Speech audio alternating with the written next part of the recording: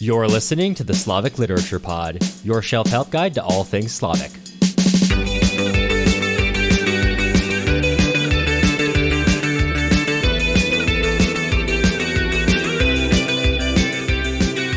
I'm Cameron Lalana, and if you want to learn more about Slavic literature, art, and culture, then you're in the right place. First of all, I'd like to apologize for my kind of extended absence. It has been a month of the hits continuing to roll. And I also apologize for my voice. My wife is sick, and in the course of caring for her, I have also caught the bug a little bit, but we're upright enough to do this intro. Today, we're going to be talking about the book Not Russian by the journalist Mikhail Shevelev. The book follows Pavel Vladimirovich, a journalist in the year 2015, as a terror attack happens, which is led by a man named Vadim, someone who's tied in pretty deeply to Pavel's past. The book, in dealing with this issue or incident, then becomes a reflection on the prior 20 years of Russian society, essentially asks the question, how did we get here today? And, as we'll talk about later in the podcast, maybe also, who is to blame? This was an interesting topic, which I was excited to get into, because this is actually not a book I chose. This was chosen by Ali Pitts, host of a Russian and Soviet movie podcast. Ali is a good friend of the podcast, who was previously on to discuss the Anna Karenina movies, old and new editions, which you should go check out, and you can find the show notes. And as long as you're here, I also wanted to recommend one of his episodes. This is a bit of an older one, but I still think about it sometimes because I really enjoyed listening to it sometime back now. Look up The Lord Eagle. That's a very interesting episode and also a good movie worth watching. I don't want to hold you up for too long because Ali and I had a pretty good conversation, and it lasted a while. So, without further ado, I will let Pass Me take it away.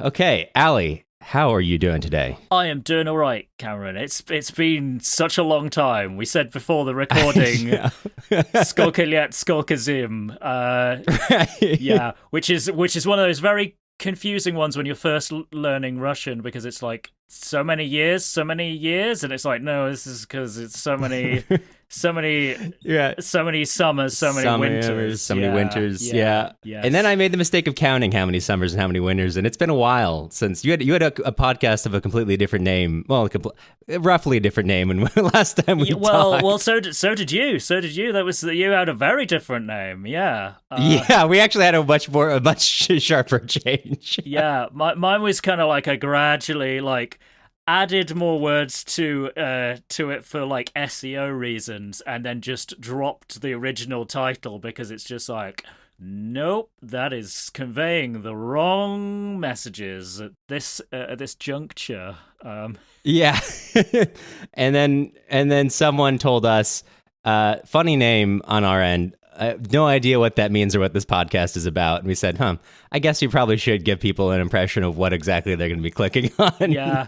No, it was clear to me. I'd like when I first discovered it, I was like, I'm going to want to listen to that. But it just means that there's fewer opportunities to make jokes about Kumis. And... Well, maybe that should be the new, because now that Matt's not here to say, hey, we can't, this is not professionally accurate, we should not be doing that. I can bring it back too. Because I don't drink that much anymore.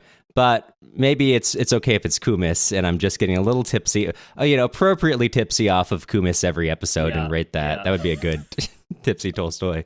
And it'd be relevant. Why is Tolstoy tipsy? Because of 8 bowls of Kumis.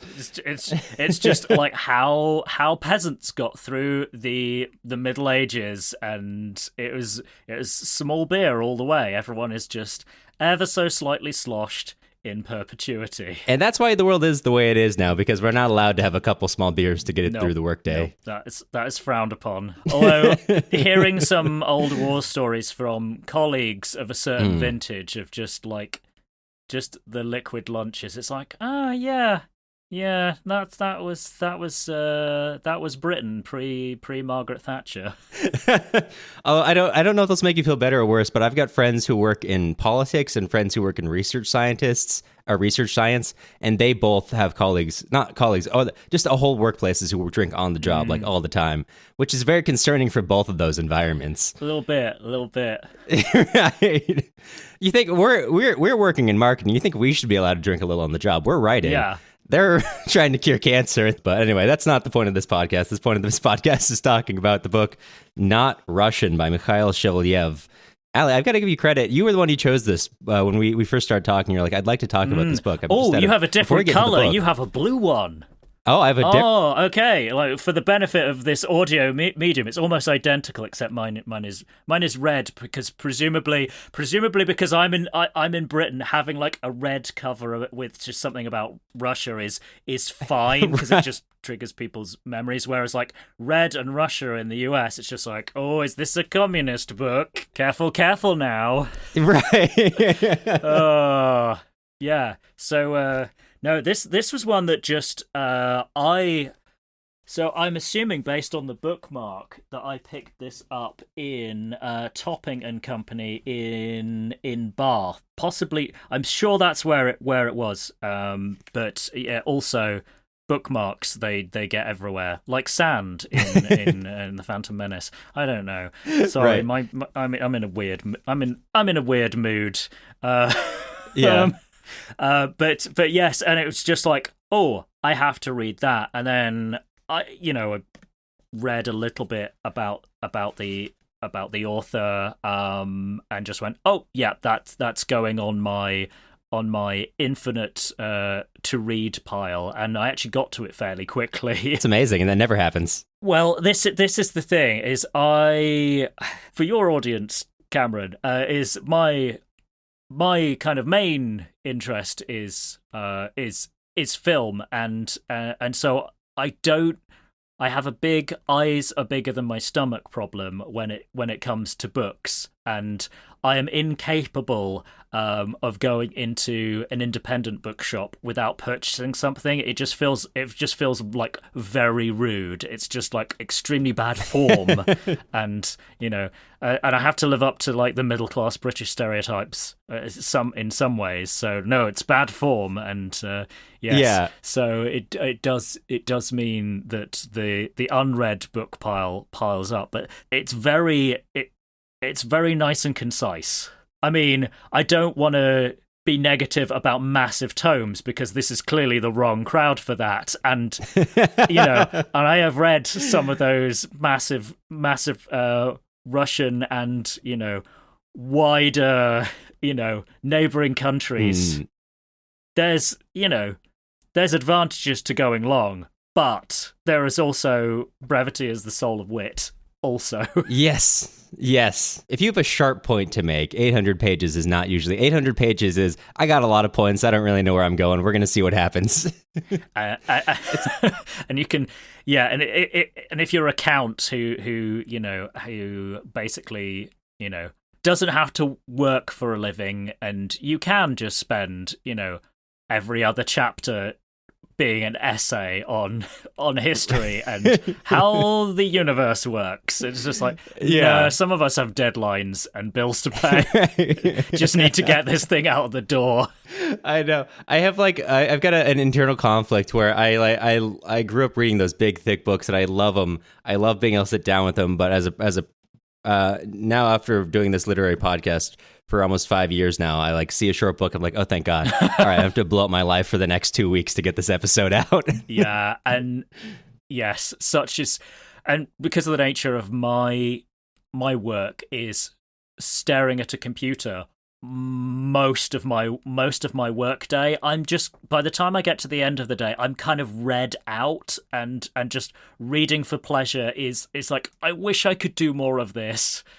So I have taken to extremely short novels and also short stories. And just because those I can manage. Whereas if it's oh yeah, this novel is 500 pages, it's like, you're going to get 70 pages deep and then just life is going to intervene. And, right. And then you're going to forget what happened in those first 70 pages and you're going to have to start again, and it's going to all get very Sisyphean. Yeah, that's... It's funny. I feel like when we were talking about this originally, we kind of realized that we'd switched a little bit. Where you're like, I'm trying to read more, and as a consequence of reading not very good copy all day, now I'm like, I don't want to read anymore. I'm gonna go watch a movie. So I'm like, I was like, picture like, should we watch a movie? Like, I've really gotten to movies lately, and you're like, no, I really like. I'd love to read. I've got this book in mind. Well, and we've sort of compromised because the genre of this book, and this is one where I'm just like, again, the fickle memory, it's going to be a theme, is I don't know whether I came to the conclusion that this was like a noir book myself, or whether I was just skimming through the back page and looking at the categorization, which says literary fiction, popular fiction, narrative non-fiction, travel, memoir, world noir, because we all love a subgenre, and it's just like, however it happened, it's just like, oh yeah, this is what this is. This is super noir-y, and all being well, this will come out in November, which for film Twitter people, Twitter RIP.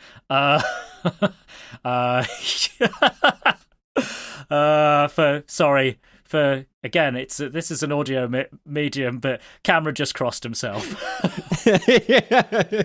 I will doff my cap, which I'm not. It's a Shapko Shanka, of course it is. My imaginary hat is a Shapko Shanka. Right. Anyway, yes, Noirvember. I will say it is like a mystery. It's like a slowly unraveling. Not like you've got an intrepid detective like going through and getting the story out of everyone, but there is a story here which is hidden and which explains everything, and most people are not in the loop. So you've got this guy kind of just trying to make his way through a very rough and tumble world, little different, rough and tumble for different reasons than the typical noir novel, but rough and tumble in a way we'd recognize much better as Pavel is trying to uncover the truth here, basically. Not that he's intending to, but he does. Yes, and also he's a very world-weary narrator, and it's a first-person narration, which is what makes it, for me, like, so noir-y. That and the sardonic quips.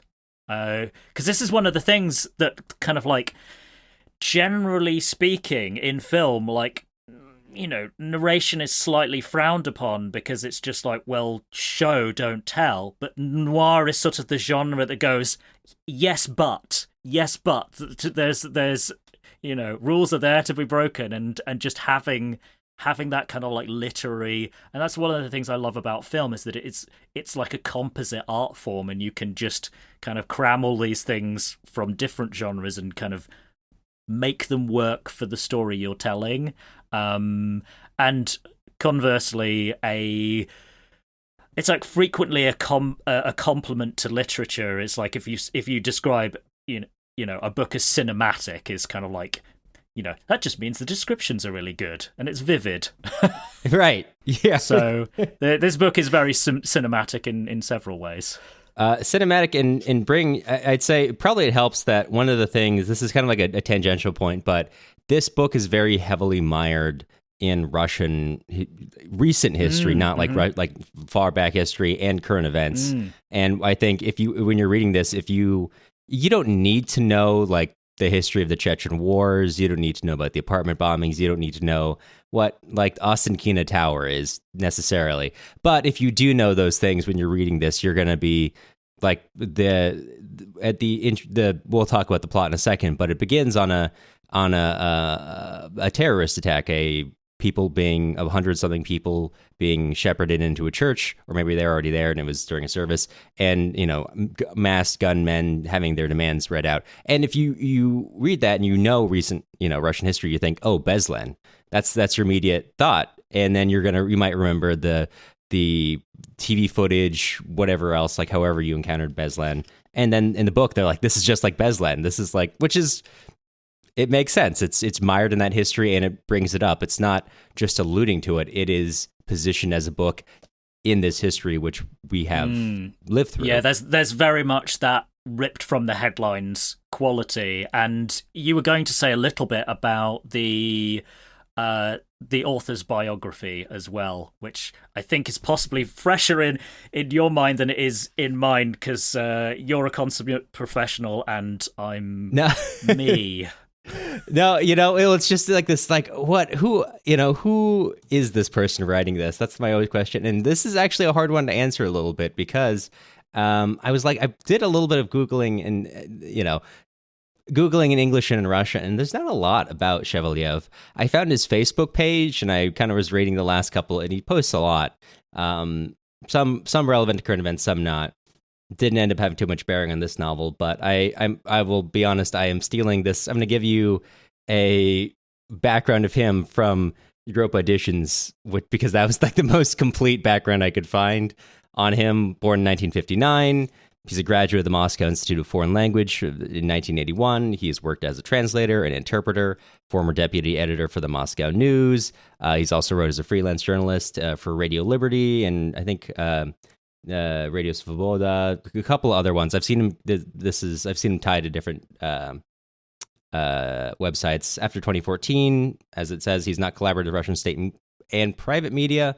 I don't know where he lives right now. I saw I think it was a website which tracked cases against journalists, like free speech issues, and that one mentioned that he does not currently live in Russia. I could not find that corroborated anywhere.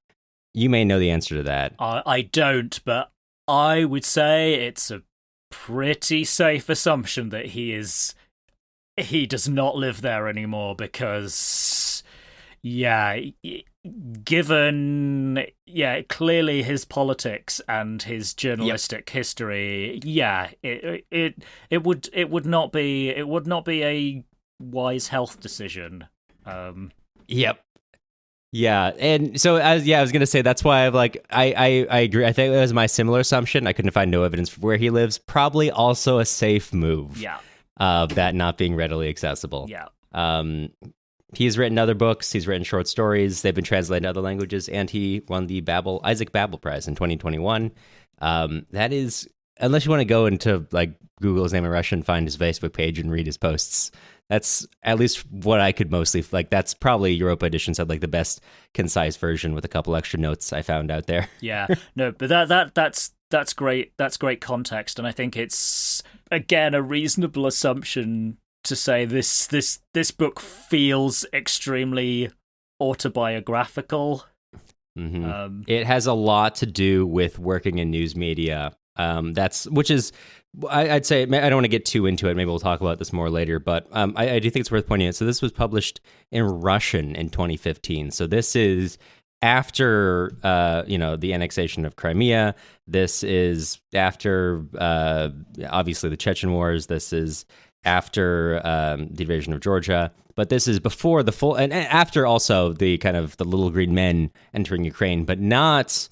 Obviously, this was published in English in 2022, so the English publication comes after the full-scale invasion of Ukraine, but the original book did not. Although you'd be forgiven for thinking that it was published after the war because, credit to Shevelev, he treats it as, in 2015, he was writing about it as a war, when a lot of people, I think, when we generally spoke about it as a civil war with maybe the Russian, maybe, heavy quotes, they're like, the Russian state's probably, is sending military equipment and men and, support there. But generally the media environment was, let's call it a civil war, even though it's being funded and equipped from the outside. And from this book, he's like, no, this is an invasion. This is a war. Yeah. I mean, my last year living in Russia, I lived there from was 2014, and that was a time that year. And again, to put in some personal autobiography, is that almost the whole time I lived there, I was an English language teacher, and in the middle I was a full-time student of Russian. But at the very end, I was trying to transition out into something that wasn't English teaching, and that thing was being a translator. I was probably like 7 months in the end. Worked for the news agency Interfax, which I don't know if it even still exists, and if it does exist, it will have been like totally taken over. But it kind of had its roots in the late 80s, like glasnost period, and so it was kind of its existence was a legacy of that, like, you know, we need to open up and actually hold the powers that be to account. But yeah, so I was working there at the time of the annexation and also the MH17 flight being shot down, and the Russian state being like, nothing to do with us. And I remember in like the courtyard near my metro station there being like flags up for like the Donetsk in support of the Donetsk People's Republic, and I'm just like, yeah, I'm sure that just appeared there on its own.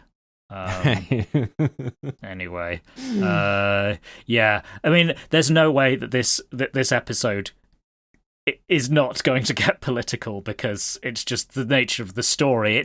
It's as well as you were saying, it's like a bit of a potted history, but it relates to that whole old saw of, well, journalism is the first draft of history, right?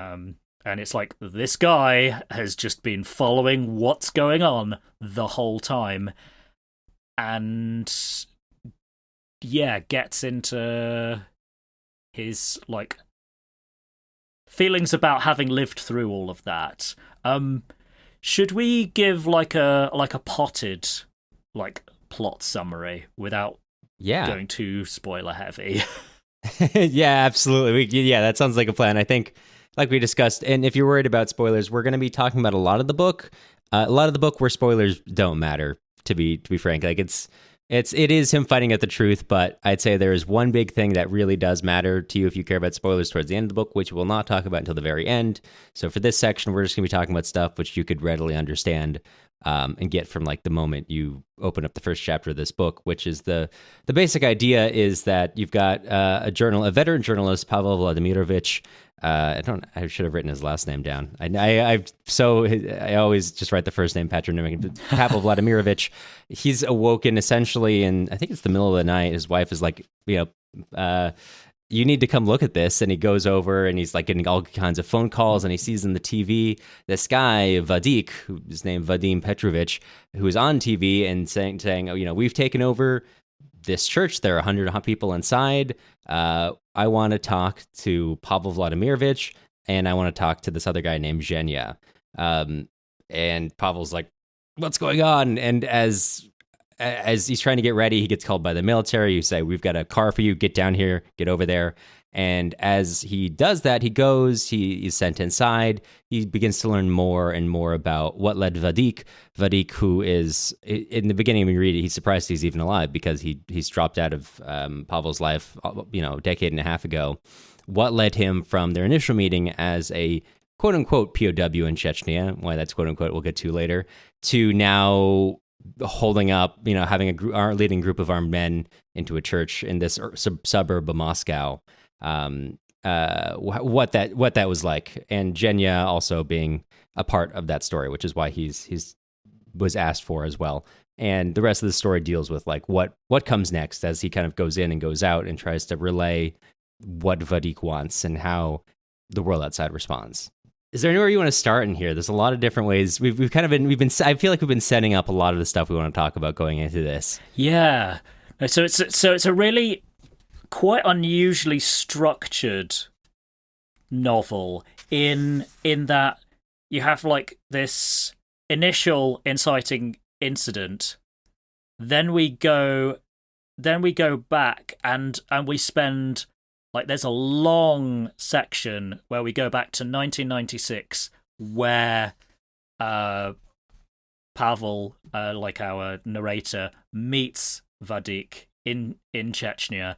And that takes a long time to set that, to understand that bit of the story, and then after that, it's it's much shorter. It's kind of like 5-6 page sections, and again, this kind of makes it slightly like noir-y. You're doing like time jumps. You're jumping back to like the 1980s when Pasha is a student at Moscow University, and then you're jumping back to the 90s, and I mean maybe it doesn't follow this exact sequence, and then it'll be like, and then it's at these different times during this day as well, and it's the structure is like, it's incredibly effective because you never get lost, but it's also just helping you build that jigsaw and understand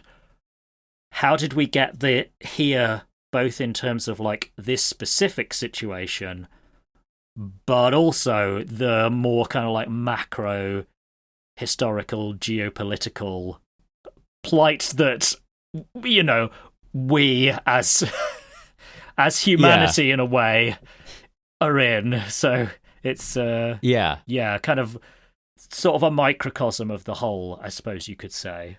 Right. Yeah. And I'm glad you brought that up, because yes, it does it makes me step back and look at my own history in kind of the same way. It does like this really effective moment of, I'm trying to figure out the words for this. It's like Pavel, you get the sense, has just been kind of living his life. He's just basically trying to survive. And then this incident brings up his history and makes him like reflect on all of these things. And suddenly has this kind of, not revelation, but like this catalyst towards like, I've been keeping my head down for so long, and now I can't do that anymore. And I think this, like, it does that. So it does that in such a way that makes me look back at my own past too, and think, am I living on autopilot in the same way?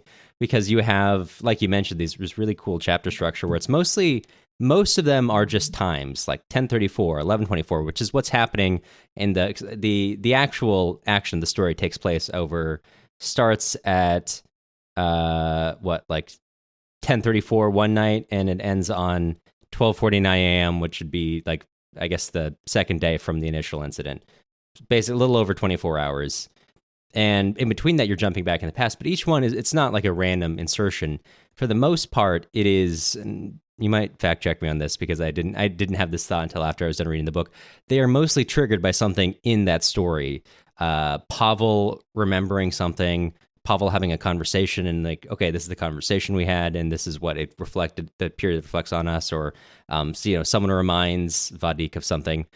So even though you are like jumping back and forth, you really get the sense that, we're always in the present and just remembering something or having a conversation which brings us back to a piece of information we didn't know about that.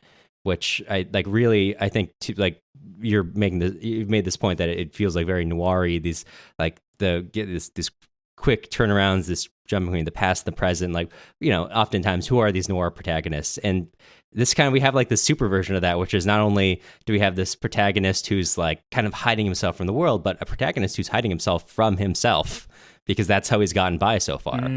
Yeah, and it's kind of like I can't say this word, unfortunately, without thinking of Tom Hardy in Dark Knight Rises, but it's like a reckoning. Right. I mean, I think some of it is he's thinking like, I've always felt somewhat complicit, but this really sort of brings it home, and he talks a few times about what a like dirty business journalism has become, and I guess thematically some of it is about disappointment with how things have turned out, but also how people have turned out. Right. Because we have a couple of his whether you even count them as, whether he even counts them as friends at the time that the narration is happening, but people who he would have considered friends at one point, like Zhenya is like, who's his kind of fellow quote unquote rescuer of Vadik, and this is one of the things that's really endearing is that Vadik, this kind of like, when we first meet him, hardened terrorist leader, you find out that when he met Pavel,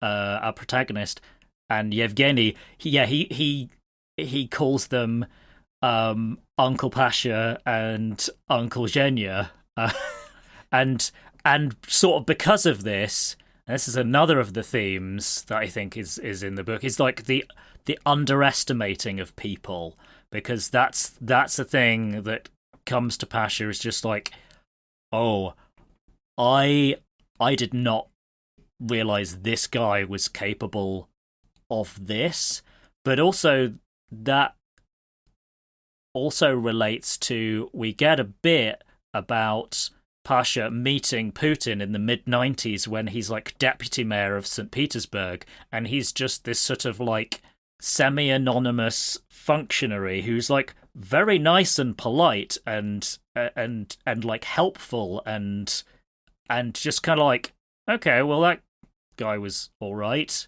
and just like what he turned into when ambition enabled him to get there, and yeah, again, ambition is another theme, and where that can lead you, because yeah, one of the things in Pasha's like self-reckoning and like national reckoning is around like who we tell ourselves we are, and who we tell ourselves we are as like journalists.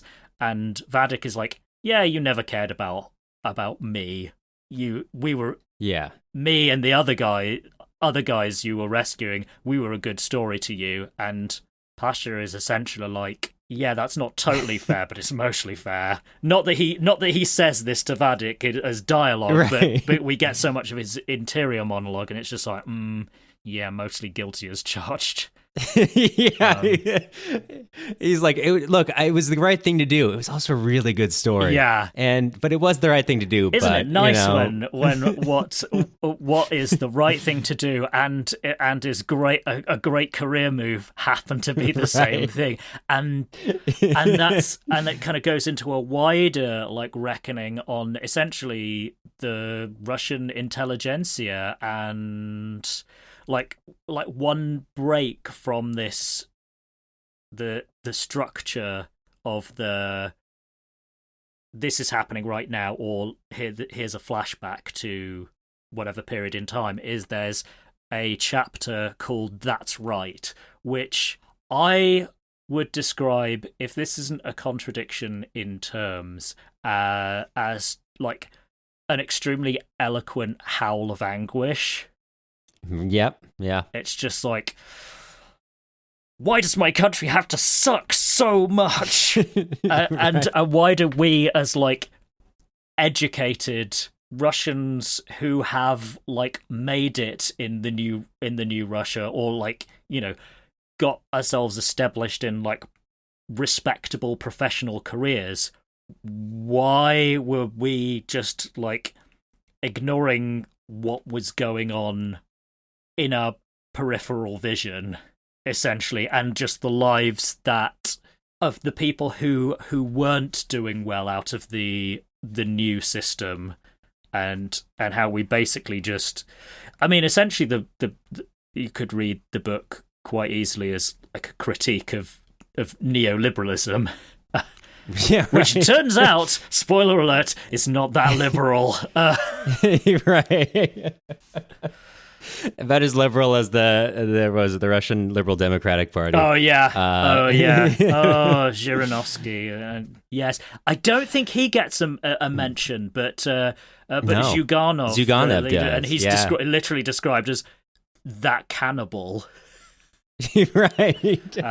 Like standing in Putin's shadow, or was it? I'm trying to remember. Yeah, and basically like Zyuganov making Yeltsin look like the good option. And again, they don't say this in the text, but like the lesser of two evils is still evil. Right. Yeah. I think that's exactly right, because to me, when I was reading this book, you know, we get that classic question, still deal out what is to be done, like the eternal question of Slavic literature. Well, this is I think this book poses the corollary, which we don't talk about quite as much, but is often there. Who is to blame? Like you've been saying. the other classic one, Kto vinovat, yeah. And it's you're exactly right. This is like a book of the Russian elite looking in on itself and being like, who is to blame? Is it Putin? Is it Zyuganov? Is it Yeltsin? Is it us? And the answer to all of the above is kind of yes. But I think it does a good job in trying to be like, well, we all like trying to be specific in the ways that they've all contributed to this. It actually, when I was reading this, have you ever read Zakhar Prilepin? No. Okay. This reminded me a lot of, not like, I think there's no real connection between this and the book Sankhya, but it did remind me because Sankhya is essentially also a book whose main questions are who to blame and what to do. And that one is written in the early 2000s about a young man who's like underneath these kind of elite professionals, the news people, the academics. They're all beating his head down, saying, you're wrong, and they're right. They're like, no, you're wrong because you're an anti-Semite, and he's like, no, the Jews are taking over. And so you read the book, and you're like, okay, so these people like knock down this guy. They're right. He is the terrible person. But he ends that book on like, okay, I'm going to throw off the yoke of these professionals by killing them. I'm going to invade Parliament. We're going to kill Putin. We're going to, this guy, this academic with this whole book, he's been getting down on me. I'm going to throw him out a window. That's fine. I may not be smarter than you, but I can throw you out a window. And so this is kind of like, and the irony is Zakhar Prilepin is now in politics as an ally of Putin 20 years ago, and I think this book, this reminds me of Sankhya, not because it's like literally connected, but because it's kind of asking the same questions, but from the perspective of the professional class who Sankhya was trying to kill. And now people, I can't say this universally, but, Zakhar Prilepin and a lot of people of his ilk went on from, we need Russia to be a national socialist state, which is blood and soil. But then he went on to, okay, now we need to take Ukraine back. It's part of our empire. And now I'm in politics. And now I'm like supporting like that old underclass is now in power. And now these people who like the people who were the enemies in Sankhya, now those are the people in Not Russian being like, what happened? And the book is it kind of acknowledges that, like, now they're under the boot of thugs essentially. But as you were saying earlier, of like they didn't start out this way, and that's the real problem of, well, they were very nice to me once. I like that you mentioned that Pavel has dinner with Putin, and the dinner is like nice, but it's also really off-putting because it's, let me read the quote. Putin began by telling us a story, a long, tedious, plotting story about his recent trip to Israel. He informed us that he went with his family, that he loved everything in Israel very much, and that there were such wonderful people in that country. The first year of the higher school of the KGB, you take a course, the fundamentals of recruiting. If you see two Jews, start talking about Israel's achievements. I mean, what else could be of interest to those people? Before I got totally drunk, I tried to think what he'd be talking about if Rabinovich and I were Kazakh. The next morning, I thought, okay, so this guy just wanted to be nice to us. We'll extend, to the extent that he was able. And I forgot about that evening. It's like, it's nice, but it's very off-putting. Yeah, because it's just like transparently like manipulative. And this is something obviously we essentially mentioned in passing is Pavel is Jewish, and how complicated that makes his life, and Putin just being like that, just ostensibly nice, but also just like putting people into a box and going, oh yeah, well, all people like that are like that. Yeah, and walking away being like, well, he was trying to be nice instead of, that was so off-putting. Like he was just putting spycraft into work just to make us feel welcome. Like they do that in order to bring us into the fold so they can operate on us, and it's like they can manipulate us. Was that being nice, or is that incredibly off-putting because he's trying to treat you like a source or a mark or a turncoat? And then he walks away and says, well, he was trying, as opposed to that was a transparent attempt at manipulation, which I think is like the really interesting question of, this dual who's to blame. On one hand, you've got the people actually operating these levers, and on the other hand, you kind of have the people who run cover for it, which is a lot of what Pavel, looking back, or Shevelev looking at the Russian news media, like we've been talking about, the immense amount of like, well, he was trying, or the not quite covered, because there's this really hits home for me because I was in journalism before, and that one of the eternal problems I have is that not there's this dedication to being against bias, being neutral in coverage, which I understand on one level, like that is a great ideal. On the other hand, it then means you have to put transparently like unhinged things and then make them seem less unhinged, because there's some things that are so out of hand, which saying it accurately sounds like you're biased against it. And I would be in these situations where I'd watch a news conference and it'd be something like off the hook. Like this is like looking at it, I was like, this is so off-putting. These are real weird people running this stuff. And then I'd like write it down and someone would be like, I don't know, I don't think that's relevant. We should strike it out. Not because they're like, we need to run cover for these guys, but they're like, well, it's not central to the core story. Like this is what they wanted. You know, maybe if they're off-putting on the side and saying these things, that could be relevant, could not be relevant. And so like this dedication to neutrality sometimes means that you edit out the stuff that is off-putting and uncomfortable, just because you kind of question, it's tangential. They're not, whatever they're saying was tangential to the point where they want, and that's the core of the story we're trying to get to.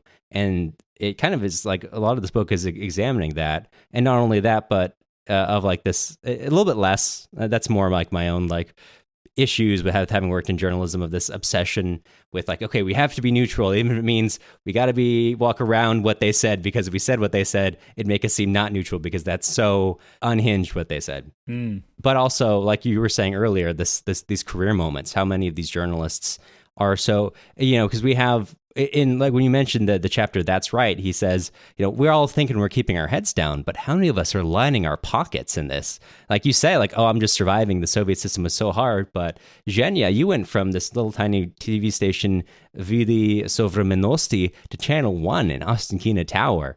You know, you're doing great. You are at the head of the propaganda machine. I mean, it's not the most propagandistic, but it's Channel 1. I mean, come on. Well, this is why Uncle Pasha and Uncle Zhenya aren't friends anymore. Is that Pasha thinks he has standards, and like from like an objective distance, he kind of does, but also like it's sort of asking that question like, there's more I could have done, but also the cost of doing more, you know, I know what the costs are, because he one of the flashbacks is to the 1980s, as I said, and his student days, where the KGB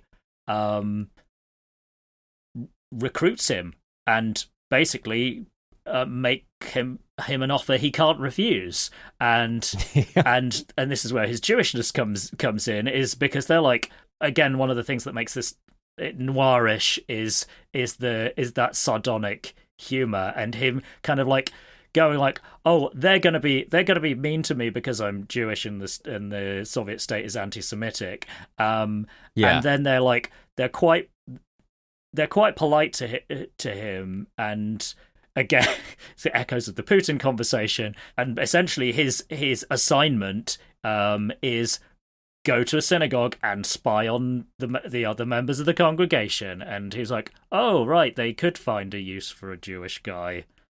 Great. I'm so lucky to have been picked. If it weren't so funny, it would be like, I would not recommend it, because it's just like, do you know what? There's enough grim stuff going on right in our bit of the world. Maybe you don't want to do this to yourself. And that's sort of how it kind of leavens it. And yeah, I think that's one of the things that I enjoyed so much about. It's just because it's an important coping mechanism.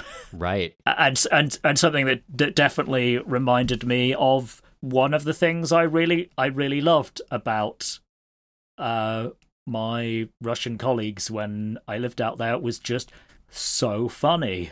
Yeah, it's just like, when you live through that history, you need that coping mechanism. And I don't know, I've just written down a couple of good jokes that I just wanted to add in here. At one point, so Tanya is his wife / partner, and so here's the quote. So, quote, when Tanya starts stuttering, it means things are bad. under normal circumstances, only Lenin in his coffin is calmer. Love that. Yeah. And then another bit, which is again talking about one of Pasha's ex-friends, really, who we learn is probably dying of cancer. We have the reflection, quote, "How right that man was who said at his 94th birthday party, quote, 'Life, Pasha, is the gradual disappearance of your enemies,' end quote." I actually lolled when I read that. Right. I don't often laugh out loud when I'm reading a book, but that was was a good. And then Pavel makes it very sad by adding, after that, if I recall correctly, and also your friends too. Yeah. Yes. There's also something about like the cyclicality of history, if you like, and that whole history doesn't necessarily repeat, but it does rhyme. And Tanya, when she's reacting to the "That's Right" chapter, which is ostensibly a piece that essentially Pasha has written as he's come home from this initial part of the hostage negotiation, because he's roped in as the negotiator because he's been asked for right. by the leader. He's just so hyped up on adrenaline that he just sits down at his desk and kind of, deals with it. Like, this makes it sound really corny, but deals with it the only way a journalist knows how, and he just and he writes, he just stream of consciousnesses it out, and his partner reacts after he's got it down on paper and says, it's pretty good. Did you need to swear that often?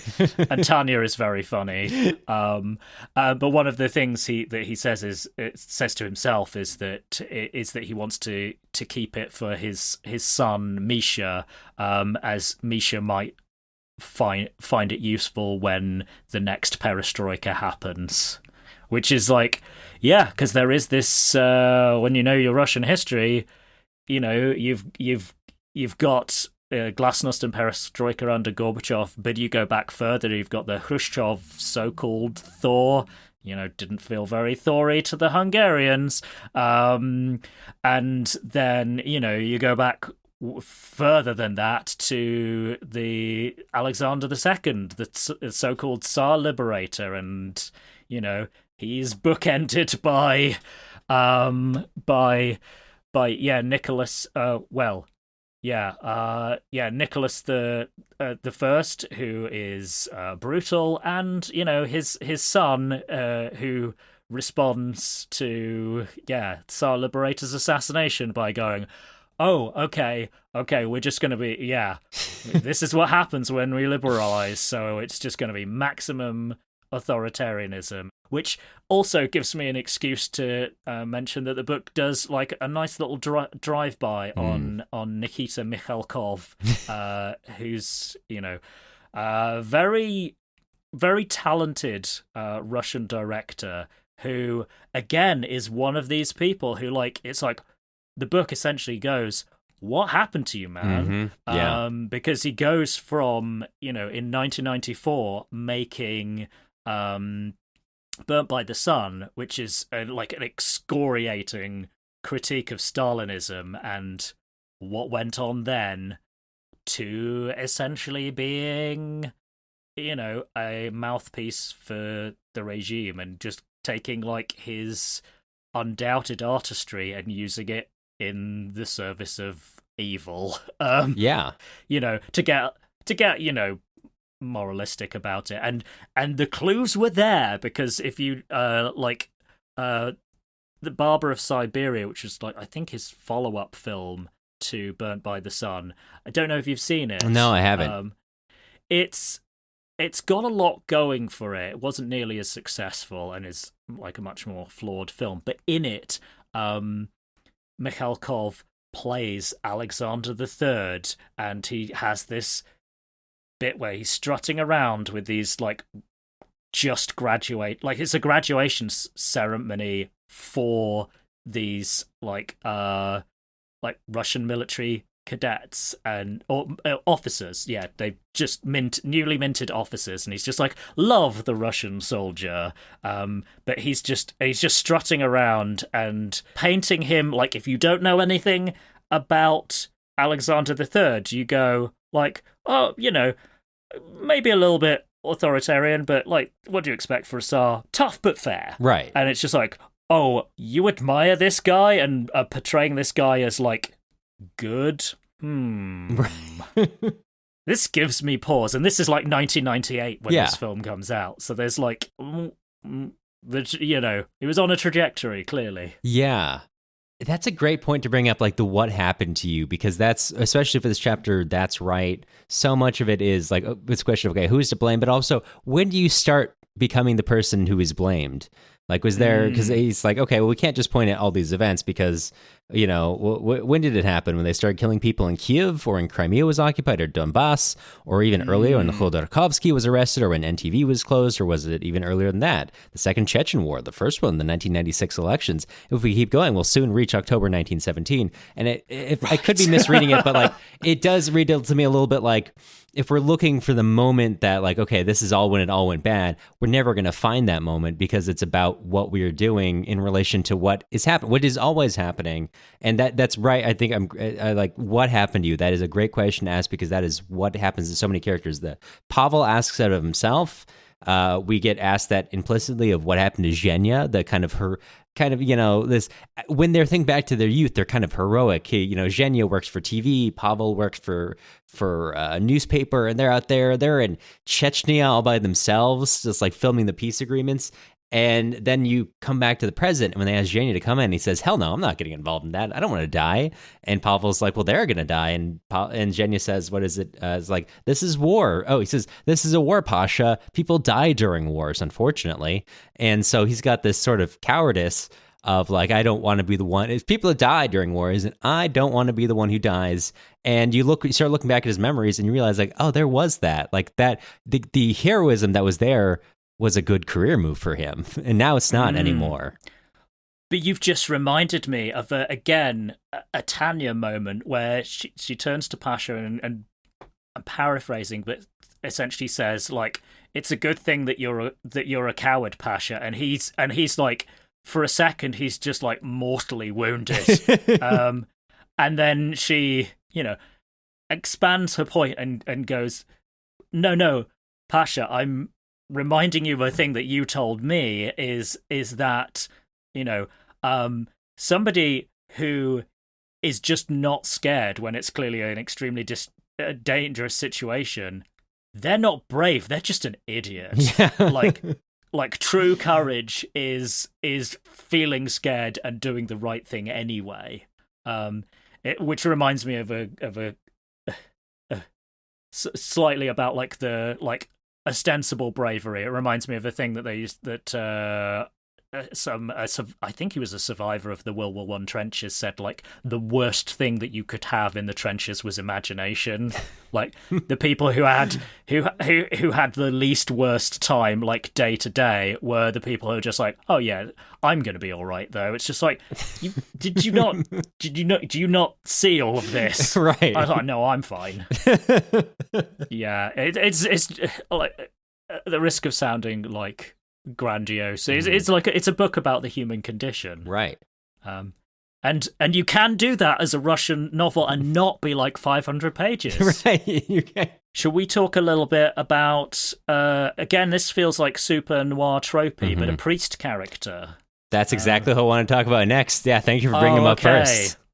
Yeah, so that is Sasha, and I thought like maybe Shevelev is missing a trick by not calling him Alexei instead and making him an Alyosha to kind of like link back in with Brothers Karamazov. Yeah. But maybe that would have just been like too obvious. He's again one of these characters who's like, Pasha's essentially like, Sasha, I thought you were cool, man. Yeah.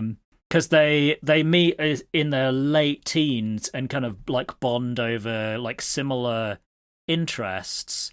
Like they're both into heavy metal, which kudos. As a part-time metalhead myself, and back then you could get in trouble for it. Right? Yeah, that would have been the '80s for them, probably. Yeah, like certainly pre-Gorbachev. It was like, nah. I mean, some of the things that they like write about, like why you shouldn't listen to things, is really, yeah. It's funny how like school marmish the Soviet state got about stuff. It's like, we're good and nice. Also, we're the people who brought you the Gulag. The Gulag was essential to fight criminals, and that's why we're continuing our fight against heavy metal, which will introduce, I guess it can't be Satanism because we're not a religious state, but like secular Satanism to the youth. Oh, one of the things they said, I think, was like occult obscurantism. That's incredible. Okay, so the same thing. They're just trying to do like the secular. They literally try to do secular Satanism. Yeah, it's like, well, that's nonsense. But also, we don't want you listening about it because then you might get some ideas. Right. And yeah, it's again one of those like someone making a choice, and it's like, I thought you were a cool priest because right. and he becomes like this guy Sasha converts to orthodoxy at a time when that was not a career move, and right. And funnily enough, we find out that he got interested because Pasha's dad lent him a Bible that he happened to like, or like presumably like the Hebrew scriptures, and has these kind of like chats with Pasha's dad, and that kind of got him interested, and then he like writes a column for the Moskovsky Courier on like religious affairs, and it all seems like mild-mannered and liberal, and then once you kind of get the Cesaro papism kind of coming back in, there's a reason in the US Constitution you have a separation of church and state, because it's like the Russian state is like an object lesson of like, no, you don't necessarily want official religion going, yes, what the president said. Yeah. That's the word of God also. Yes. We looked it up, we asked the big guy. Yeah, he agrees. Yeah. and he's totally cool with the big guy formerly being like in the KGB and like the enforcement of like the atheist state. Right. It's forgiveness, right? Bygones be bygones. Yeah. It's just ignore that. Right. I think on one hand you could there's the criticism laid there that, like you were saying, this tie between church and state, not good when, the church gets to say, yep, the state is perfect, God approves of everything. Also, if you're against the state, now you're against God too. Mm-hmm. Obviously some issues there. But I think also what that strikes me about it is, like you were saying, that he writes this nice kind of liberal column, and then when the tone starts to shift as a society, he starts writing much more aggressive columns. I don't remember the exact thing, but he writes something which, do you remember? Oh, yes. He talks about something being like a conspiracy against the Russian world, which is like, one of these like hard right Russian ideological things of just like, and this is why we get to control like all of like the former Russian Empire, because they're ours. It's just the Russian world, and they're just, if they think that they're Ukrainians and not little Russians, then just like, they're just kidding themselves. And it's just like, well, how come you get to be a real nationality but other people don't? Because there's more of us. It's conspiracy against us that we are not the dominant ones here. It's like, you're still doing pretty well. Like, if you could have a really good country for yourself if you just concentrated on making the most of what you have and not like, it's just so obvious it goes without saying. But it's just, you think it'd be so obvious it would go without saying, but it apparently is. Apparently we need this entire book. Apparently not. No. But it's interesting. So after he writes that, Pavel sees him at a party, and he says, the next time I saw him was at a birthday party of the newspaper Kommersant, when I asked, where I asked him why he did it, and he says to me, "When you, what was it? When you did what you wanted, we kept quiet. Now it's your turn to watch and envy." So we get this sense that there was always something there in, in Sasha, that like now it's now before when the zeitgeist was this polite liberalism. Of course, I played along. Now we're not in that game anymore, and now I get to work how I would like to, and you have to sit at me. And like and Pavel didn't even know that he was sitting. Apparently, this guy was sitting there like, I can't wait until I can write what I want. And he's turned this around on him and saying that's now you're in my seat. And Pavel's like, I didn't know we were sitting in these seats. I thought we were on the same side here. Which I think on two things. Like one, it's criticizing this sort of naive liberalism that existed before, which is, we're all on the same page. We're all working for the same thing. No, there are sharks swimming in your midst, and a lot of them speak your language, literally and also figuratively.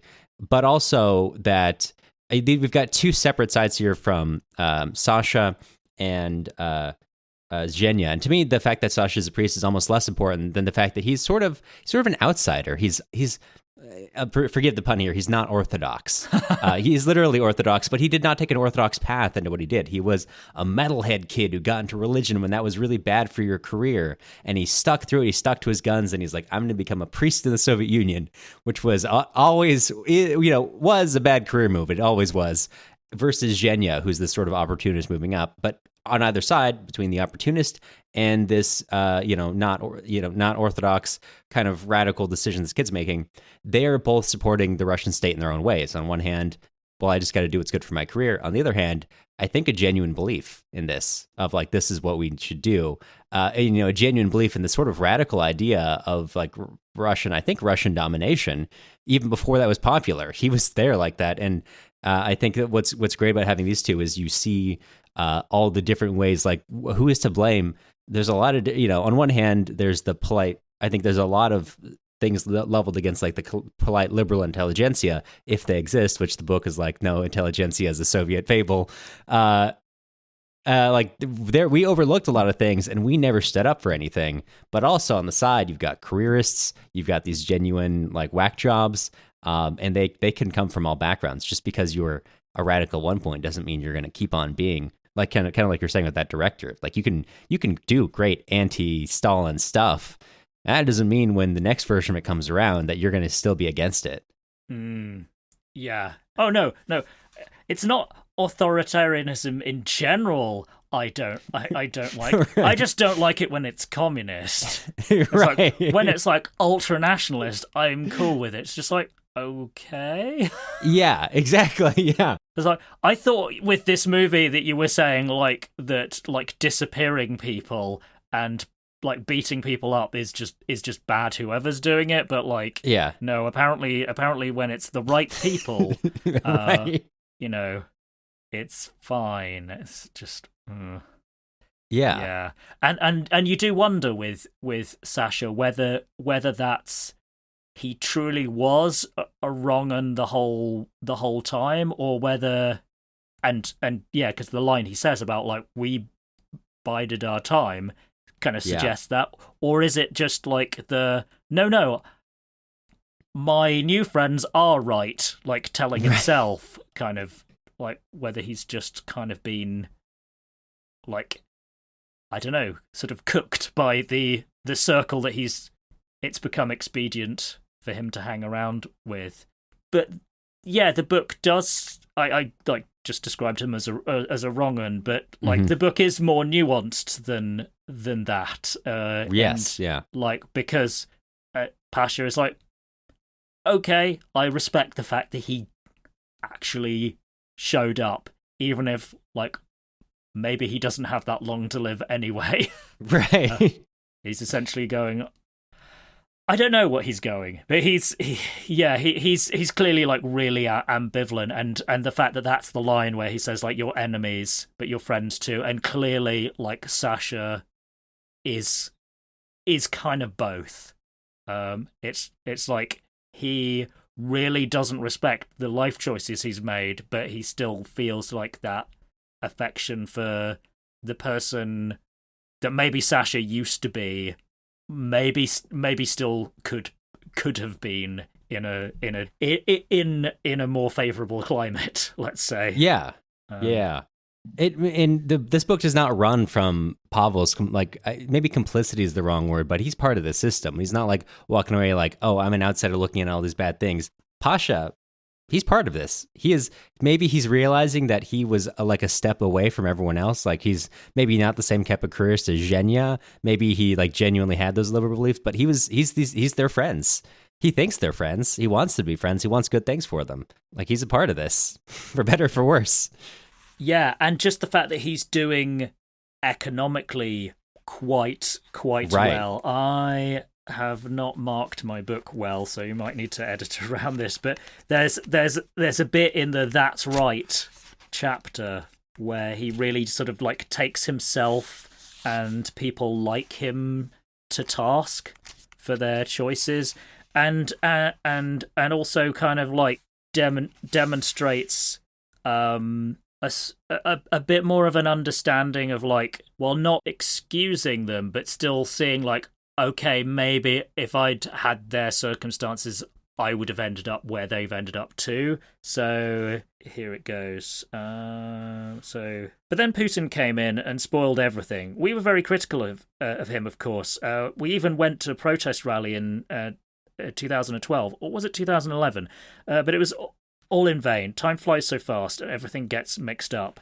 Vacations in Turkey, beer, foreign cars, customer service, it's all true. We got rich, and that was also true. But those who didn't get richer or got poorer, they were just losers. What can you do? Business is tough, but that's how the much coveted capitalist system works, and not everyone reaps the same rewards. And of course, we'd never say the words lowlife and trash out loud. That would be in poor taste. But in reality, ladies and gentlemen, if we look more closely at the excessive cognitive dissonance of Russian society and the civilizing experience of the rest of the world, and of course, we are not unsympathetic to the needs of simple people, we'll donate to Dr. Lisa and we'll find some change for Chulpan Khamatova too.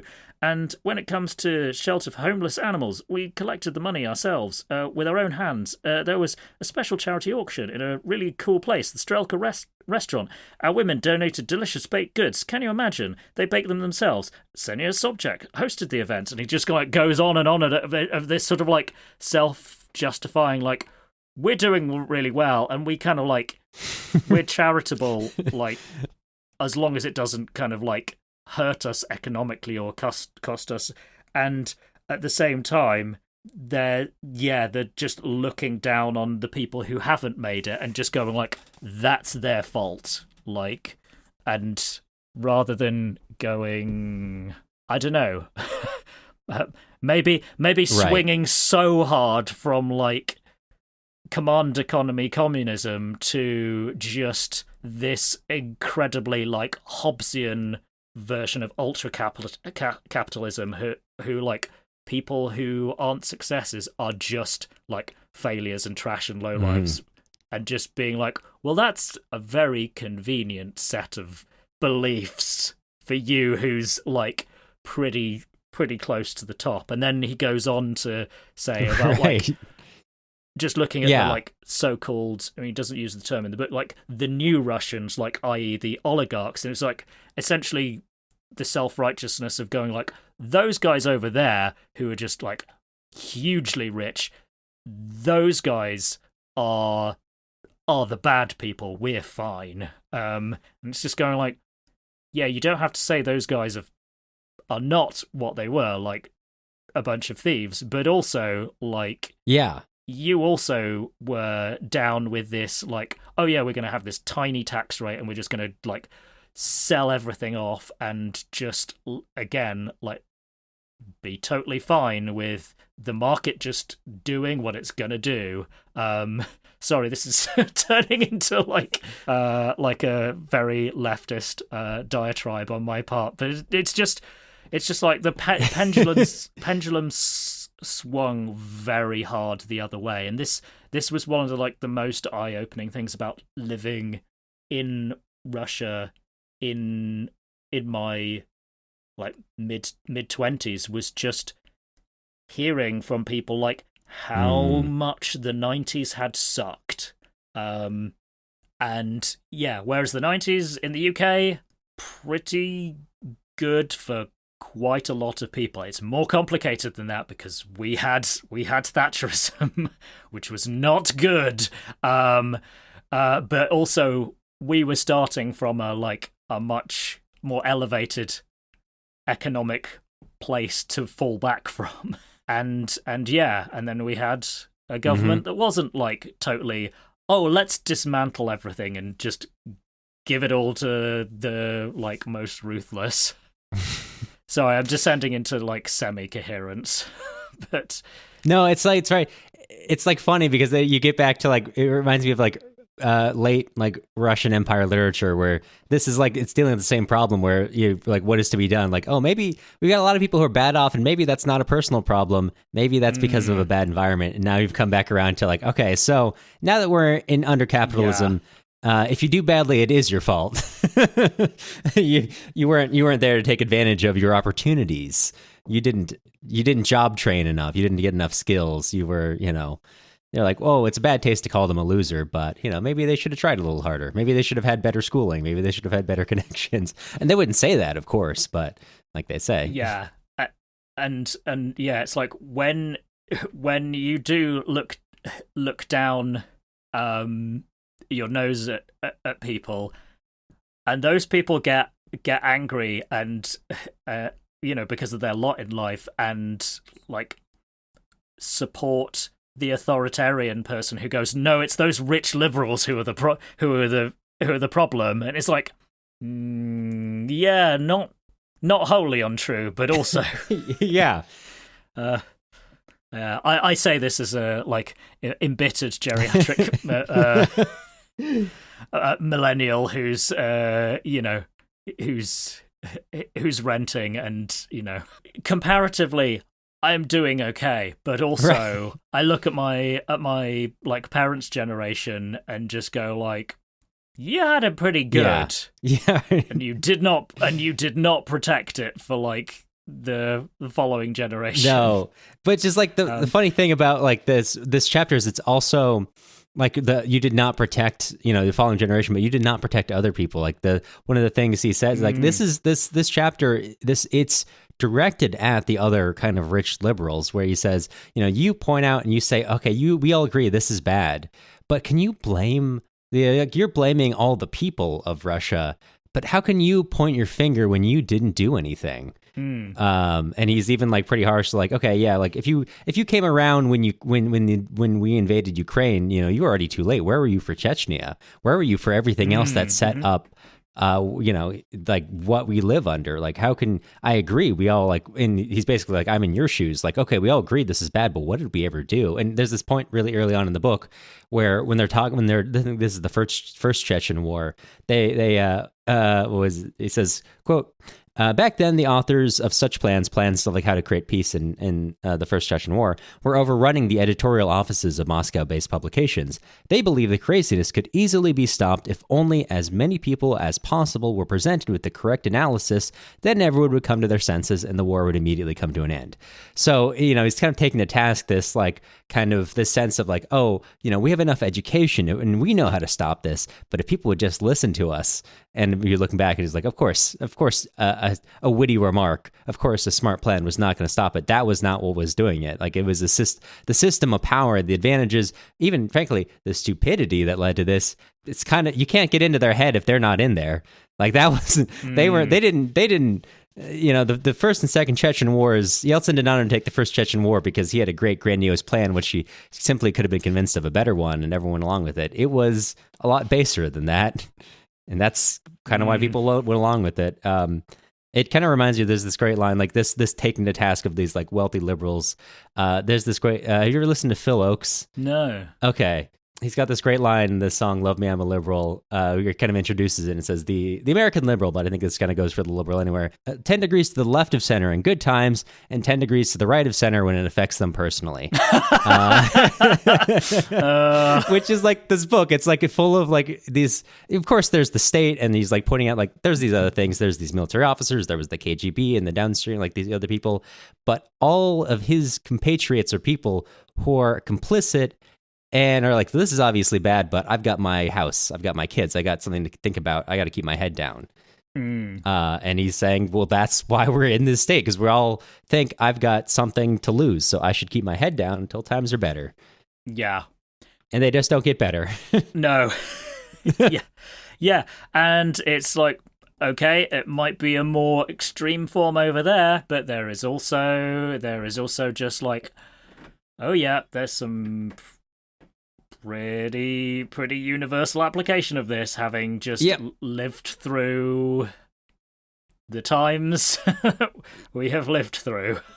Yeah, no, exactly. Like that's I was thinking, I was like, wow, I'm so glad that Ali chose this book, because this is, despite being written in 2015, feels just as relevant, maybe more relevant, kind of universal. Obviously, even though it's very, very more in the particulars. Like that, I was laughing. I read the Ksenia Sobchak, because this is like so, like I said, you don't necessarily need to know these things, but if you're enmeshed in like Russian current, I mean, this is like a little outdated now, but like he's naming names. He's not like making up theoretical things. It's like, oh, Ksenia Sobchak was there, and of course that means that she was fighting for the liberalism. She was running for. I don't think she was running for president at this time, but like, it's really tied into all these polite liberal efforts to make things better, which effectively didn't do anything. Because they were, I mean, maybe you could point to different reasons. This is kind of getting like editorializing what could they've done better.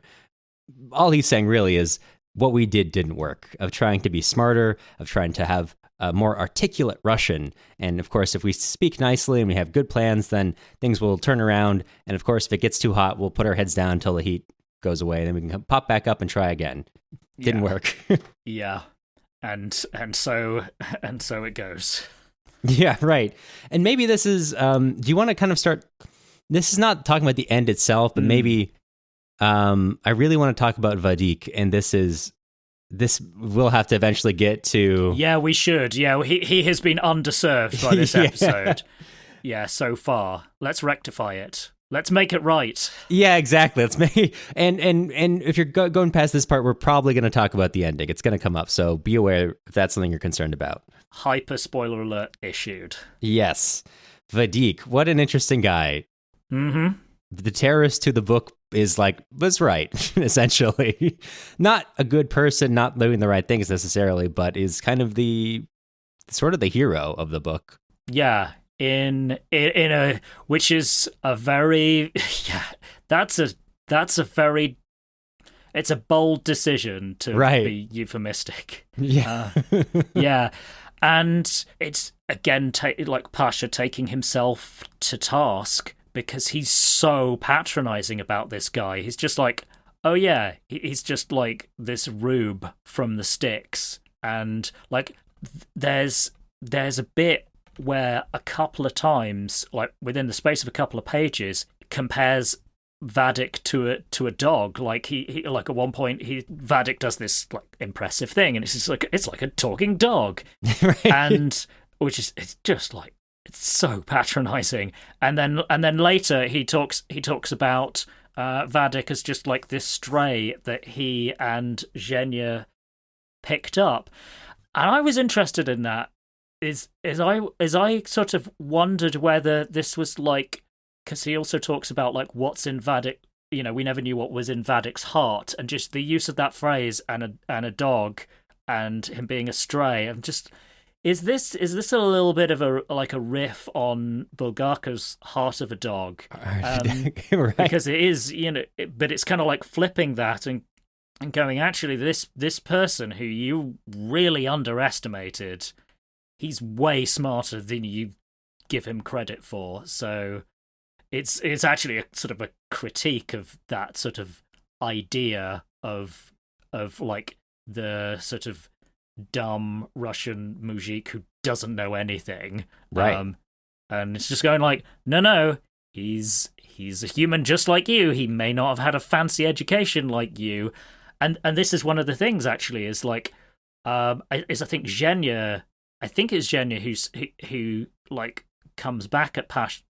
Actually, I don't think it is Zhenya, but it's one of the other characters who's kind of like made compromises that Pasha won't make. And they go, yeah, actually, I think it's to do with like being in it, working with the with the KGB. Yes, it is about working with the KGB. It's like it's okay for folks like you who are Muscovites, because it's like you have social capital that you can rely on. We don't. We have to take our breaks where we can, and just it's easy to be like judgmental from a position of privilege. Yeah, you're exactly right. Because as we learn, I'm gonna get his backstory a little wrong because I should have written it down. But he comes from not a great family. I think it's in Archangel. Like he comes from a very rural part of Russia. I think it was Arkhangelsk or something. I forget exactly. But his parents are not really around. I think his father's dead or left. His he doesn't really get along with his mother. He did not come from a good. With the rest of them, he did not come from a good family background that set him up for success. And then he joins the military, as we learn through the flashbacks of the book. I'm kind of putting them all together in one spot for us. He joins the military, does not get along well with deserts, and goes to. I don't know if he's in Chechnya and deserts. That's why we find out later on that he wasn't exactly a POW. He kind of was in the military, left, and ended up in Chechnya with his AK. And he was kind of there by choice. I don't know. By the time he's basically being bought and sold for physical labor. I don't know if that was he's still doing his own thing, but he went there of his own free will initially. And after, he kind of gets in Zhenya and Pavel bring him back to Moscow, and they let him sleep in their closet at their workplace. Which again is they think they're being really massive benefactors rather than questioning the system whereby someone is reduced to living in a janitor's closet and just going, oh yeah, that's fine. That's just it's fine for Zhenya, rather than just being yeah, he's like our office dog. Keep him in our closet. Yeah. It's just essentially the Russian working class you think of as subhuman is essentially it's they're poor, so they're not like us. Yeah, they can sleep in a closet. It's fine. It's fine. Yeah. They're we tried to help him. So we tried to find him a job and he wasn't good at it, which of course, you're trying to find him a job in a professional world where his skill set is maybe he can shoot a gun. It's not even clear he ever learned to shoot that well when he was in the military. He doesn't have the skill sets. Yeah. And also just knowing the things that you say and things that you don't say, and just all of those social shibboleths that if you're just university educated Muscovite, you just take these things for granted. Yeah, and then when the economy gets bad, of course they still have jobs, they've got skills, but they're Vadik, he doesn't have any skills. He's got great work ethic, no skills, so no one hires him, and he's basically a leave. He gets married, and then he kind of disappears. And what you find out is what happens is that seems to be okay with married life until one day when he's trying to go walk to pick his wife up. He gets stopped by the cops, doesn't have his ID. Wife shows up, she has his ID, but now they're arresting him because he's not registered to live in the city because of a family situation, which is okay, sometimes the paperwork doesn't always get filed. That's, any of us could be in that, there's so much paperwork we have to file for so many things. It could happen to anyone. He gets arrested for that. He gets arrested for resisting arrest, which was because him saying, hey, can I just go get my wife? She's going to be worried. And when they say, okay, all right, well, whatever, you can pay us a fine. We'll, just give us 800 rubles. And he says, I don't have any money. And they said, all right, well, and they he's oh, you've got your wife. Why don't you basically they're your wife services us sexually and we'll let you go. And he's freaks out. We'll call it even. Yeah, we'll call it even. And he freaks out, obviously, and he attacks them, and they beat him into unconsciousness. And then while he's unconscious, they rape his wife, which eventually she hangs herself after that. And he murders the guy, the sergeant who did that, and goes back to Chechnya. And that leads into this whole thing where eventually he gets, and we can come back and talk about this in the particulars, but he gets involved with some Ukrainian nationalist militia fighting in Chechnya who bring him back to Ukraine to Rivne. And he kind of works on a farm where they're training paramilitaries, essentially, who are going, it never explicitly stated, but are going to fight probably in Donetsk or in the Donbass region somewhere against the other paramilitary forces, which is how he gets the skills and training and the men to go undertake this, seizure of the church. Yeah. Eventually. And those Ukrainian nationalists see something that the smart Muscovite set do not. They're just like, oh no, this guy is smart and capable, and we have a use for him. Because and that's the thing is the book also is not like, it very much respects like Ukrainian like wish to be like and right to be their own independent country, but it also does not like oversimplify an independent struggle as being like full of completely beyond reproach. Like it's like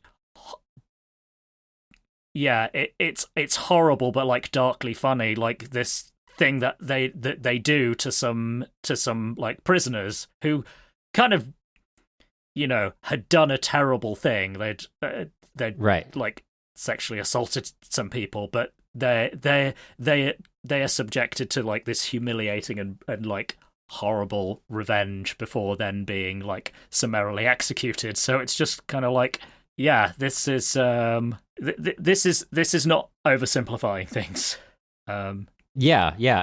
And also too, like the group he joins, or I don't know if it's the group he's working with, but the first Ukrainian nationalist like militia members he meets are from a real organization. They're named like it's a real like somewhat right wing paramilitary organization.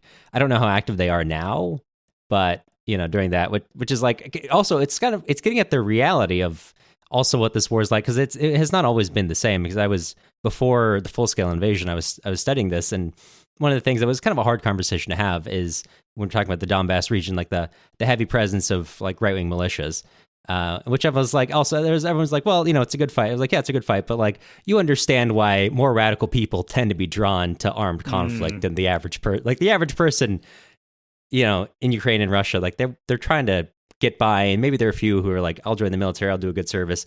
But if you're like there's a lot more people who are attracted to fighting war in their own ways, who tend to be radical, like tend to be political extremists. And that is the reality that the struggle at this point for a lot of paramilitaries, not nice, kind, moderate people. Yeah, there's a certain attraction to violence, and it's just like you'll find the violence is the attraction, and you'll find the ideology that will allow you to do it in the name of a good cause. Yeah, give you the gun. And like that's what I'm saying is like, which is like, I think one of the things I appreciate about this book is that it's not really trying to like, it's sympathetic. It's also not trying to whitewash it. Like the people fighting this are not nice kind. There are nice kind of people getting involved. The family that Vadik worked for appears to be pretty on the up and they treat him kindly. They seem to have a good family unit. The daughter, who's trying to be a doctor, when I think it's Euromaidan, she gets involved and she's shot by a sniper and is paralyzed by that. Like they are trying to, she appears to be doing like the nice liberal way of like, she's going to protest, she's getting involved. And it's not really saying she's wrong for doing that, but it's also like, and she gets shot too. Yeah. It's like everyone here is facing their own fight and their own danger for this, not really pointing out like, I don't know, moral judgment's not the right word. It's just trying to be kind of honest about what the nature of the struggle, which I appreciate. Yeah. And again, going back to the noir thing, it's just relentlessly honest about just what a bleak place the world can be and is for many people, and you can try to do the best you can and still end up in a really terrible situation. And it's one of those, well, who am I to say if I hadn't been through, he's a fictional character obviously, but like what Vadik had been through, how do I know that I wouldn't have taken the path that he does? Because, like, that policeman just he pretty much deserved what happened to him. I do not endorse violence, but if anyone is deserving of it, that guy is. And yet the way it's depicted in the book is just like Vadik does it, and then just feels like this utter revulsion. It's like he doesn't enjoy a second of it. He's just like, right, well, that's happened now. Which is notable because I think that's the only act of violence Vadik undertakes in the book. I mean, you could say obviously taking hostages is a violent act, true, But this is where I kind of say he kind of is the hero of the book, because getting towards the end, no one is, despite the threats, no one is actually hurt. And to me, it's a gray area whether or not anyone was ever going to be hurt. Because it kind of, and this is, maybe we can have a debate over this, but it's really the way the book ends. It's unclear to me whether or not that was, it seems to me that was almost the ending they expected, because they accept it immediately when that fate comes around. But like after Pavel comes and says, "Hannah, why don't you release the children?" They're like, "Okay, yeah, sure, let him go." When there's a woman who gets a nosebleed because she's too panicked, they let her go, and eventually they let everybody go. Right before the building is shelled, and that's like, we can come back to that in a second. Maybe we want to wrap up more so, because that's I think kind of like a final conversation. But like, it does seem today that Vadik is kind of like, maybe moral paragon is too strong of a word for this, but he's like, he goes through worse things than everyone else. Everyone else in the book, Pavel and all his friends were trying to avoid a rough life. Vadik just lives it. He comes from a bad home life, goes in the military. It sucks for him there. He goes to Chechnya. He gets sold into slavery. He comes back, lives in a closet in Russia, tries to form his own life. He's harassed by the police, and then he fucks off to Ukraine, and things go okay for him there. And he's like, okay. Yeah. Like, he is the person everyone else is trying to avoid living his life. And he's the one who turns it into something good, rather than everyone else who just like lives in their half lives, just trying to keep their heads down. Whereas he eventually says, "No, I'm not taking this anymore. I'm going to do something about it." Yeah, I want to just quote from the afterword, which is by Ludmila Ulitskaya, who I must admit I haven't read anything about her, so I don't know the context. But I was struck by this bit of writing. So it's the very end. It's, quote, "The hero commits a personal act of terror that is tantamount to an act of self-immolation, because he is held captive by one of the most seductive ideas there is, the idea of justice. But he does not find justice. There is no answer. Only one thing is constant. Evil begets evil. A small act of evil begets a larger act, ad infinitum. Look into your heart. Don't we all bear responsibility for the bitterness and rage that surrounds us?" Who's to blame? Yeah, yeah. It's it's like a reckoning with like futility, and like Vadik sort of gets what he wants, because he sends out this text message saying, like, our conditions were we'd release everyone if the president apologized for the 2 wars. He refused to do it. So that's who your leader is. You now know. And then they release everyone anyway. So it's achieved something, but surely you knew that was who the leader was anyway, that he was never going to do that. You just proved it beyond, plausible deniability or reasonable doubt or whatever. I mean, maybe it's a bringing home of, because this is like where the question in my mind, if they ever intended to hurt anybody, or if this was like the goal was, when they had the demand, apologize for that. They kind of like, the idea is, we always knew he was going to say no, so this is our plan. We do this, and we it's a nice, like, outside of Moscow, these are probably people who are not like me. These are people who are like Pavel, like Zhenya. These are nice, upstanding, maybe liberals who are part of the system. And just because you think you keep your head down, that doesn't buy you safety. Anyone like me, all they'd have to do is apologize. It means nothing. Except it means everything to people like him. You are not safe under this system.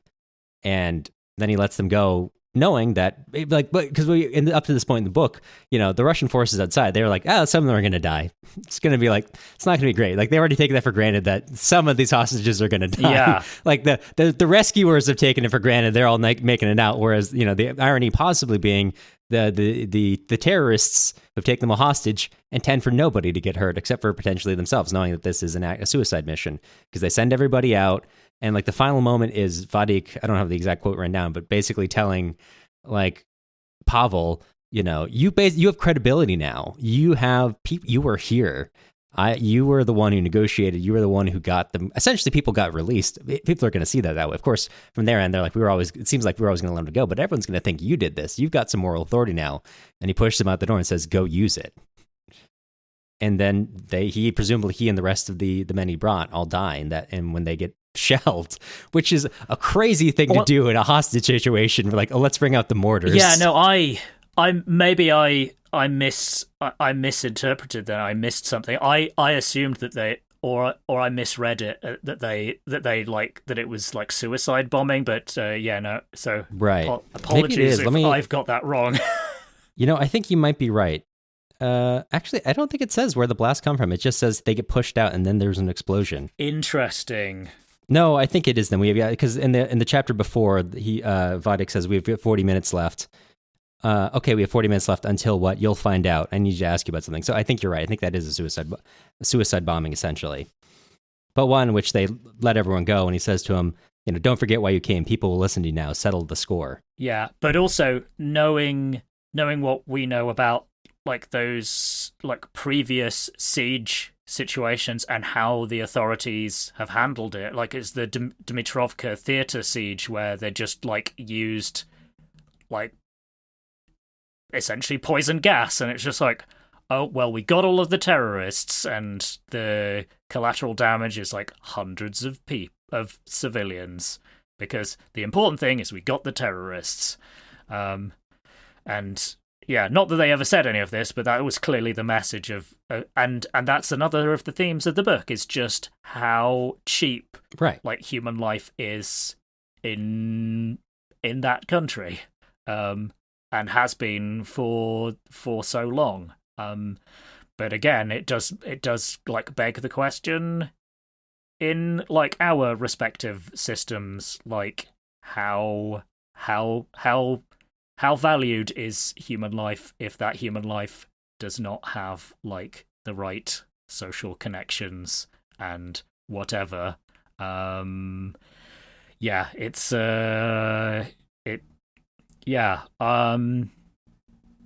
Lots of questions, as I say. Right. Yeah. No, like it really puts forth into like who is like, we all operate under this assumption. Maybe we all is a very telling statement I just said. We all of a good certain class assume the states we live under are there to protect us to a certain degree. Yeah. It is interesting. Yeah, because there is I forget the exact point, but there's a point where Pasha comments about the nature of we, and that it's kind of like this very convenient kind of like coverall that sort of just provides that little bit of plausible deniability, and kind of like, well, we're all responsible, aren't we? It's like, yeah, but you can only affect so far outside of yourself. Like we, like on one hand you got Pavel, who works for maybe not a particularly like well performing newspaper, but works in the elite media class, having dinner with Putin. Granted, when he's not the Putin, but he's having dinner with Putin versus Vadik, who is the underclass. And when you say we conscripted and can't get out of it by just having like his like friendly doctor write him a sick note. For instance, what can we possibly say about like about people who get themselves out of conscription with sick notes and don't have to go and fight in imperialist wars. Sorry, Cameron. No, it's okay. Yeah, no, I mean it's exactly editorializing. I'm fighting the urge, because I'm like naming like this whole idea of we operate on, again, I keep, it's like there is an assumption that many people in societies operate on it, that the state is there for their protection, and it technically is, unless you run afoul of any of the systems underneath them. I mean, I'm thinking of, to editorialize a little bit, like immigration's rate in the U.S. are now reaching the point where just earlier this week, the ICE was descended on like a building with a helicopter, kicked down every door, and just arrested everyone in the entire building to figure out they call that targeted raid, but it was arresting everyone, putting people into different racially, like depending on their race, putting them in different bands, and figuring out who had papers and who didn't have papers later, putting children and other things, like, and then like so on one hand you're like, oh, okay, well that's bad, because if you're a citizen that's not supposed to happen to you, and then you get like on one hand you've got like the we, it's not really protecting we, but of course that that we also gets to hide, it should never have happened in the first place. It didn't matter if you have papers or not. If you're living your life, why should any state have any right to fly a helicopter over your building and blow down your door with explosives and take away you from your children, regardless of whether or not, you've got papers, or one person in your family doesn't have papers. And that's like where like you're saying, that we gets so pernicious that it's like, it's so easy to say like, oh, well, this is bad because, someone who had the papers that might have happened to, which hides the fact that it shouldn't have happened regardless. Yeah. And this is going back to something we were talking like pre-recording, and so I'm getting this secondhand from Mike Duncan's Revolutions podcast, is like Mikhail Bakunin's critique of states and the fact and citizenship. It's like, no, not citizenship, humanity. Yeah. It's like you don't get to do that to somebody because they're not a citizen, and making that distinction, that artificial distinction about like who gets rights and who doesn't, is just like a moral abomination. And it's just like, yeah, this you just see so much evidence about it, of that idea. It's, yeah, it even likes an enlightened self-interest, because you won't necessarily always be like the we who this could never possibly happen to. Exactly, yeah. Once the cages are built, the cages are built. Yeah, and they're not going to fill themselves. No. And so, Not Russian, what is the solution? Not Russian does not have a solution, but the sort of hero of the book, Vadik, who says, I'm not Russian anymore, you are the ones doing it to us, which also is like, when he says you, he means you, the Russians, but he also, I think there's also an undercurrent of you, the elite liberals, who put your head down, like you guys who are close, like you're saying, who live in the systems of power, and looked away and treated me like a stupid kid, despite like the fact that I went through horrific things. He's not saying all this, but like Pavel went through really, like anyone else, you walk away, this is horrific stuff. Like 1/5 of his story, and then he lives through the other 4/5. You are doing this. You were doing it to me as an underclass. You're doing this to me as someone who is now, not like I'm Ukrainian now. I'm fighting with Ukrainian nationalists, but like I am no longer of your country, and I'm fighting against everything you stand for. You need to go use your influence to go settle the score, and settle the score with whom, how to do it. There's no answer for that, but you got to do something. You can't do nothing. Is kind of where the book leaves us. And to loop back to the like noir and film noir theme, this whole book reminded me of the quote at the end of David Fincher's Seven, and it's a great like film noir line, but it's, I don't know, probably at 30 years removed, maybe it's tired. So stop me if you have heard this before. No. But it's where a different world-weary narrator, Morgan Freeman's character, says, quote, Hemingway once wrote, quote, "The world's a fine place and worth fighting for," end quote. I agree with the second part. That's sort of like the vibe of this book, yeah. in a nutshell, is yeah. But even then, sorry, I'm kind of like adding a coda to my coda. Like one of the things I wanted to mention, because we've talked so much about the bleakness, I've talked about the humor and that being like a really attractive thing. Right. And it's not like Russians have a monopoly on dark humor. It's just like, I think it's another pretty human thing, but it's something that hadn't made it into like British stereotypes of what Russians are like. It's just like, it's like they're morose, they like to drink, and that was about like what I knew about Russia growing up. But the beauty of the country, and that was something that kind of celebrates like very much in passing, like there's the chapter on the flashback to Nikolskoye, the setting for this action, the reason that Vadik's chosen this place is that this is a very important place in both his and Pasha's story, because it's kind of like this rural sort of almost idyll. So it's going to be a longer one, but I just, with all this kind of like darkness. I wanted to, because I miss Russia. Like, I wish it had not taken the path that it did. I wouldn't take back the 5 years I spent there.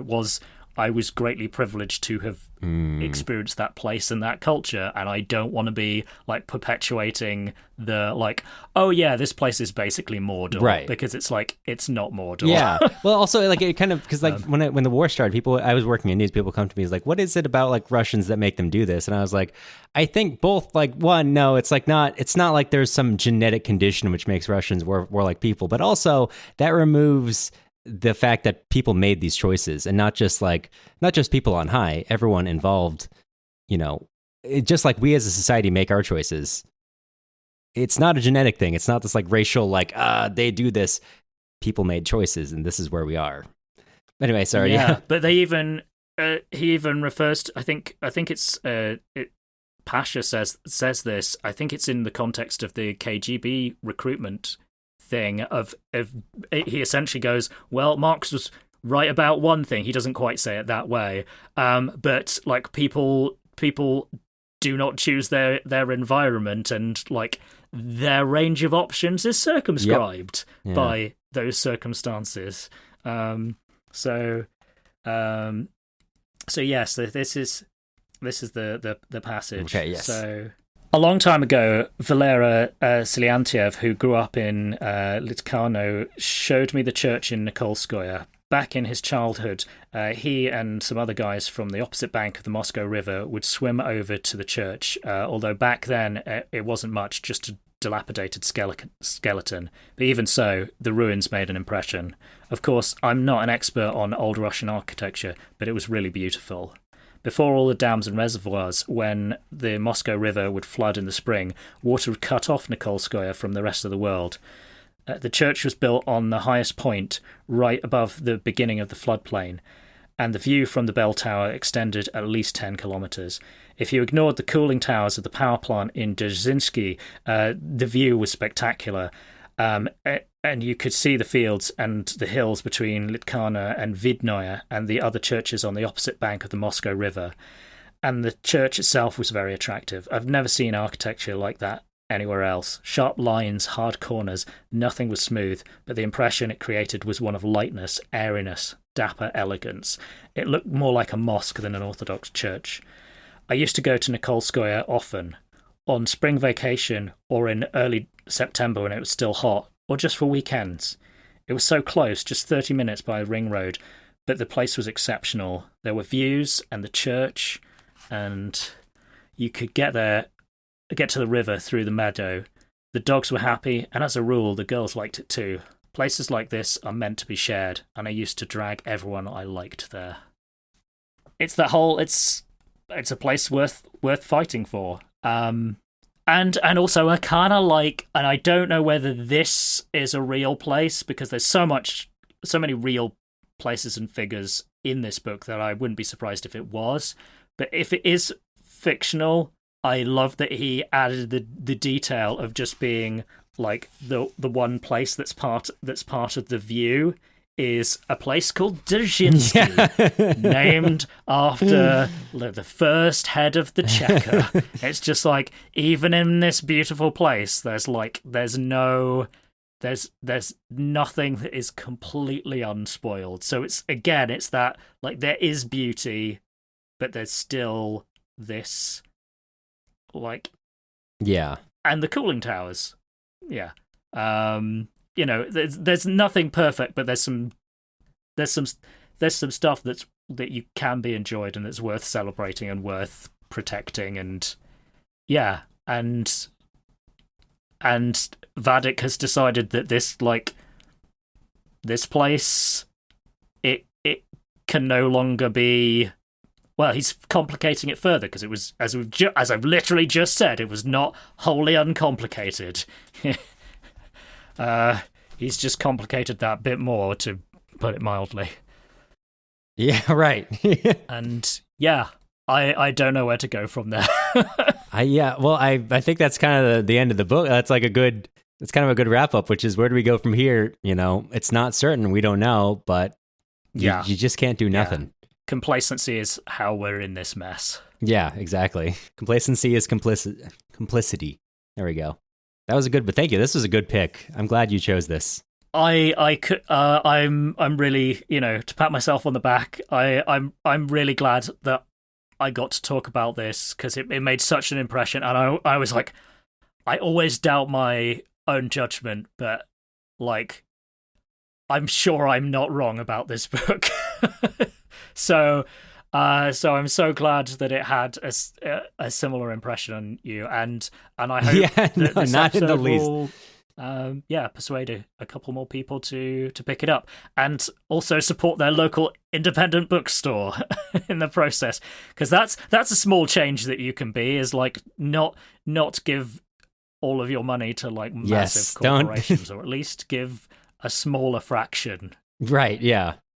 You know, to be like, I try not to buy from anything from. I try not to buy from big online retailers. I try to buy as much like in person as possible, and it's a small thing, but like, start figuring out where. I mean, if I don't like giving advice because I don't think advice is, you can make it up on the spot and say whatever you want, but it's not like fighting capitalism, but not everything needs to be a perfect Bolshevik fight against. You can make small effects where you are, and figure out where your big battles and small battles are, and maybe one of your small battles can be not using Amazon.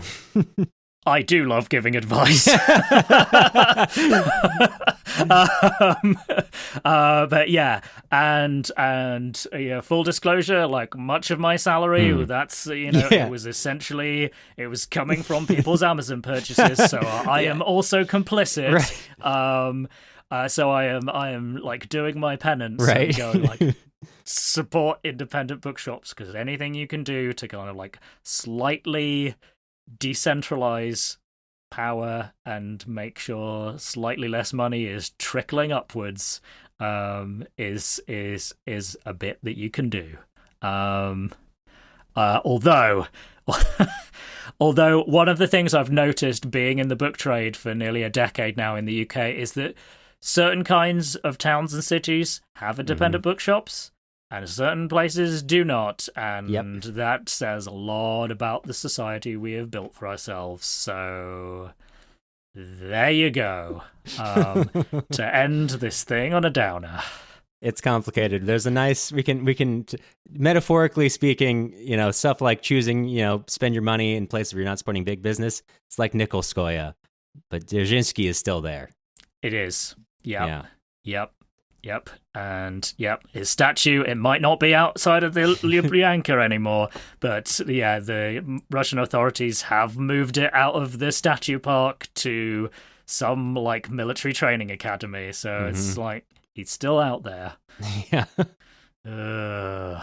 All right, maybe that's a good place to leave it for now. Yeah, for now. See you later.